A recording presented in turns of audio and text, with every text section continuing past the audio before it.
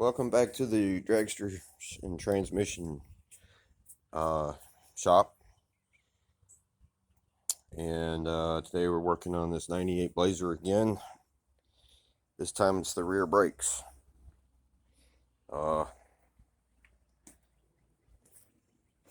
Started off, these brakes would squeak when it was raining outside, when it would be wet outside. Well, here lately they've been locking up just about all the time. So go through your basic safety procedure. Chalk your front wheels, jack up the rear, put your jack stands underneath the axle. And I just go ahead and leave the jack under it for some extra safety. So pulled the wheels off and didn't really see anything. Things weren't as rusty and as dirty as I thought they would be. Both sides look fairly good. Nothing leaking, no cylinders leaking or anything. Same with the other side. Drums, well, they appear to be original, but they're in good shape. They're not cracked or anything. I just finished scuffing those and scuffed the brake shoes as well. I did not put the brakes on this vehicle. There's another repair back here I did not do. I'm going to show you here in a minute. No cracks in either shoes on both sides. The shoes are in good shape. Plenty of wear left in them. More than enough for inspection. Adjusters work. They're not seized up. So, see, they don't look too awful long since they've been replaced. So I'm thinking, well, what in the world would cause this thing to lock up? So I've been driving it today, and it's been locking up on me. Now, once the brakes get a little heat in them, they seem to quit locking up.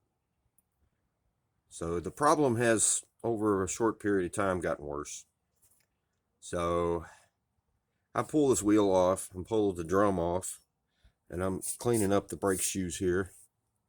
And so I'm spending enough time here to see that that brake line has been replaced, which is normal. That happens. The vehicle's a 98. This is 2021, so it's well over 20 years old. So it's had a brake line or two put on it. Look how they put this one on.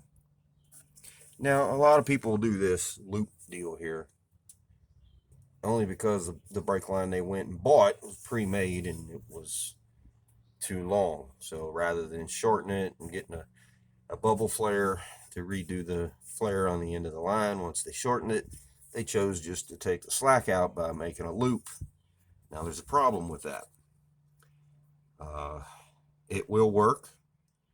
It's not as efficient as, say, a straight piece of brake line along the axle tube here, like it's supposed to be. The downside of that is this vehicle has anti-lock front brakes. Yes, just on the front. They didn't put it on all four wheels until 2000 or something like that. So you can't have this, because what is happening is it's hard enough to get these things to bleed, and you add a loop in the system, it makes it even harder. So I didn't know what I was getting into on this job. I didn't know if I'd be replacing wheel cylinders, brakes, hardware. I didn't know.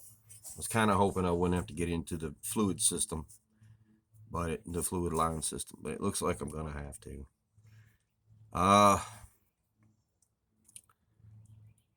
So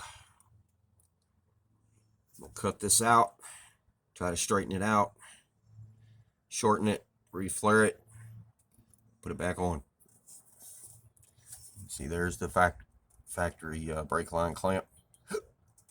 Nowhere near that. I get it. Most people don't have a flaring tool, and they just guesstimated at what length of brake line they're going to need. You do what you got to do. I get that. But now it's got to be fixed. All right, guys, thanks for watching. If you enjoy this kind of how-to video stuff, give this video a like, thumbs up, whatever. Leave a comment below. Subscribe to the channel. And I may do a part 2 to this. Anyway, thanks for watching. See ya.